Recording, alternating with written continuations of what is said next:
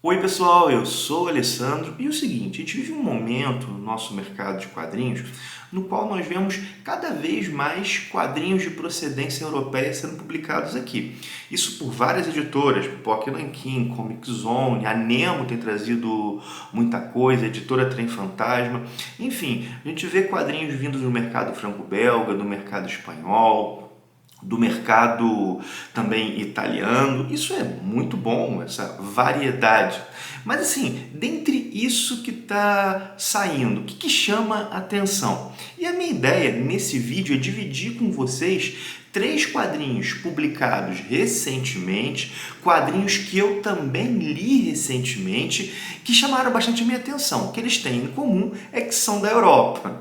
Tem autores espanhóis, um autor italiano, um francês, um belga, enfim, eles são de procedências diferentes, têm aí matrizes diferentes, mas todos vieram da Europa. 3 quadrinhos europeus, então, que chamaram a minha atenção recentemente.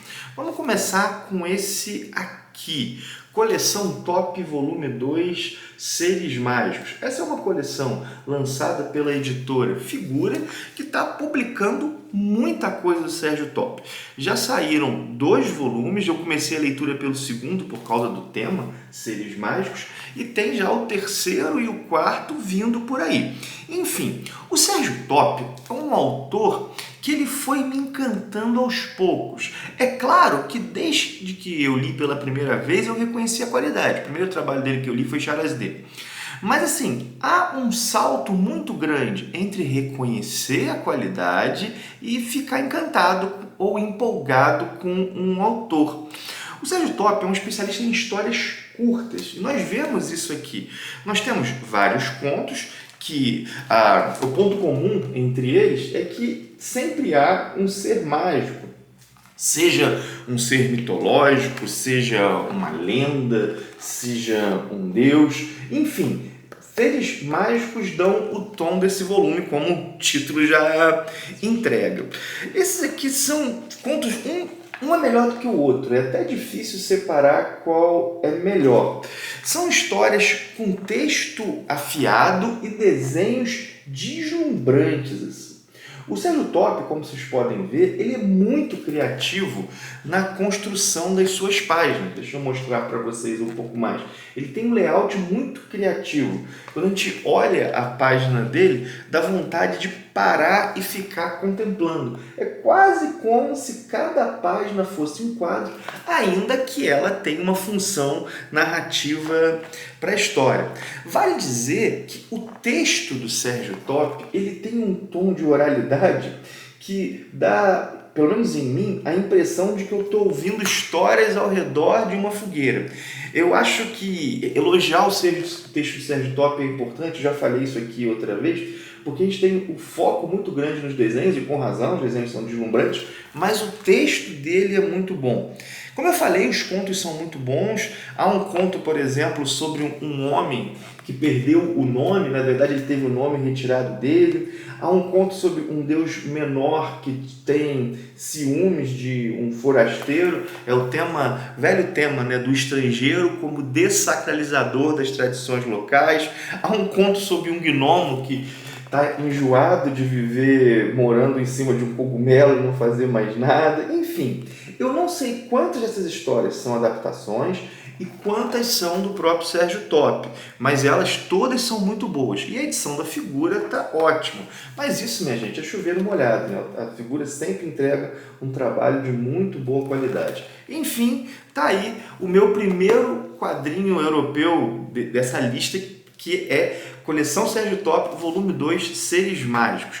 Vamos para o segundo. O Sérgio Top é o autor italiano que eu falei. Vamos para o segundo. Agora vou falar de uma dupla de autores espanhóis que trabalham com personagem italiano, que é Corto Maltese Equatória. Vale dizer que esse também é um segundo volume, dá para ser lido sem ler o primeiro, até porque o Corto Maltese é um personagem que teve diversos álbuns, todos eles produzidos pelo Hugo Pratt, que é seu criador, um italiano. Isso aqui é a produção pós-Hugo Pratt, ou seja, nós temos outros autores lidando com o personagem. Sempre histórias fechadas e agora são espanhóis lidando com um personagem italiano.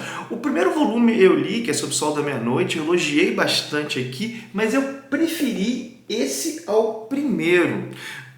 É a dupla Juan Dias Canales e Rubem Pelerreiro. Juan Dias Canales no roteiro, e o Rubens Pelerreiro nos desenhos. Deixa eu mostrar os desenhos para vocês enquanto eu falo. Nesse segundo volume eu tenho a impressão que os autores se acostumaram com o personagem. Eles, tinham uma responsabilidade muito grande se você ver o Pratt.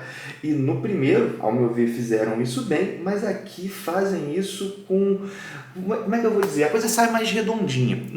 No primeiro, eu gostei muito das histórias. O Curto Maltese, deixa eu explicar, ele é um viajante, e eu gostei muito das histórias mais episódicas. Aqui, eu acho que o todo foi melhor construído. A ambientação desse álbum de Curto Maltese é na África e é uma história que fala sobre o retorno ao lar. E isso de várias formas. Fala sobre uma moça que está procurando o pai, não sabe se o pai está vivo e vai à África em busca do pai, uma filha em busca do pai, e aí o pai como esse símbolo também do lar perdido, né? Ou do lar incompleto. Há também uma moça escravizada que busca retornar para casa e o próprio Curto Maltese, que tem uma visão diferente de casa. Parece que para o Curto a viagem é o próprio lar. Ele não tem esse desejo de retornar a um porto seguro, ou pelo menos ele problematiza isso. Esse é um quadrinho bem literário, com referências literárias, referências históricas também, e o último quadro dá essa interpretação que eu falei, essa interpretação é um quadrinho sobre o retorno ao lar, ou sobre a problematização desse retorno ao lar. Há uma referência à Odisseia de Homero que trabalha, que dá essa chave interpretativa. Enfim, Curto é um quadrinho que quando eu leio me dá vontade de estudar e de viajar, porque são diversas referências literárias, diversas referências geográficas, diversas referências históricas, só que a história, a geografia, a literatura não são colocadas aqui de forma didática para ensinar história, para ensinar geografia ou para ensinar literatura. Os tempos e lugares e referências literárias são constituintes da própria história. Enfim, belo lançamento aí da editora Trem Fantasma. Vamos ao último, que é um lançamento da editora Nemo, que foi A Adoção. Minha gente, esse quadrinho é uma preciosidade, Eu vi várias falas elogiosas sobre ele e, dado o autor, que é o Zidru, que cuida dos roteiros, eu esperava bastante. E eu vou dizer que conseguiu me surpreender. Ele é da dupla Zidru, e Monan. Monan cuida dos desenhos, belos desenhos, por sinal. Só que esse é um quadrinho muito difícil de comentar sem dar spoilers. Ele tem duas partes. E há uma mudança de rumo que muda tudo e deixa tudo mais interessante. Eu vou tentar aqui não dar os spoilers, mas ainda assim comunicar o que esse quadrinho me chamou a atenção. Na história, nós temos um casal europeu que adota uma criança do Peru.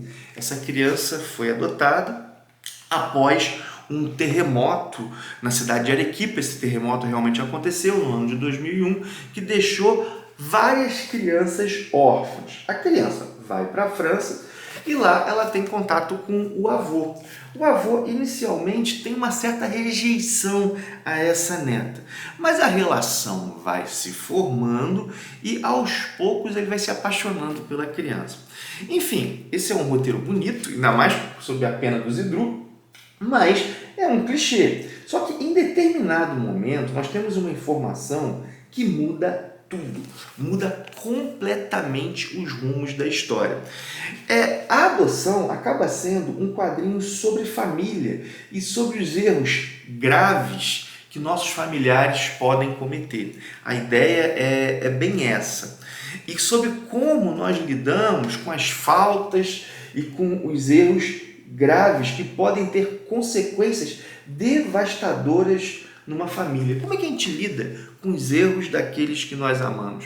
Enfim, a adoção é um quadrinho sensível e poderoso e eu acho que é o meu Zidru favorito. É um autor que tem chegado bastante no Brasil e esse aqui, acho que do que eu li até agora, é meu favorito. E olha que ele tem muita coisa boa. Enfim, aí 3 quadrinhos europeus que me chamaram a atenção recentemente. Coloca nos comentários se você leu algum deles, se você acha legal, mas não só isso. Coloca nos comentários também indicações de bons quadrinhos europeus que chegaram no Brasil recentemente ou que estão disponíveis por aí. Vai que a galera descobre coisa, eu mesmo descubro coisa. Enfim, espero que você tenha gostado do vídeo. Vou te pedir que você curta, comenta, compartilhe. Vou lembrar do link da Amazon que está na descrição, caso você vai fazer uma compra usando os links do canal. Isso ajuda demais o canal a se manter e melhorar. Eu vou deixar tanto o link geral para qualquer compra que você possa fazer, quanto o link para esses quadrinhos que estão todos disponíveis lá, caso alguém tenha interesse. Enfim, paro por aqui. Forte abraço e até o próximo vídeo.